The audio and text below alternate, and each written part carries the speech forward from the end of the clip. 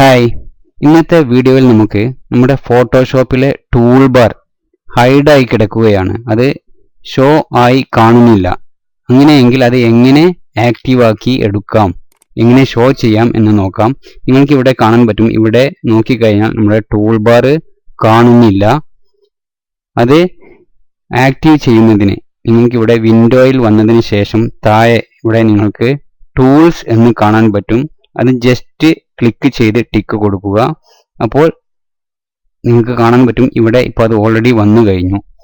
ഇതാ, മുന്നേ ഇത് ഇവിടെ ഇല്ലായിരുന്നു. ഞാൻ ഒന്നുകൂടെ കാണിക്കാം.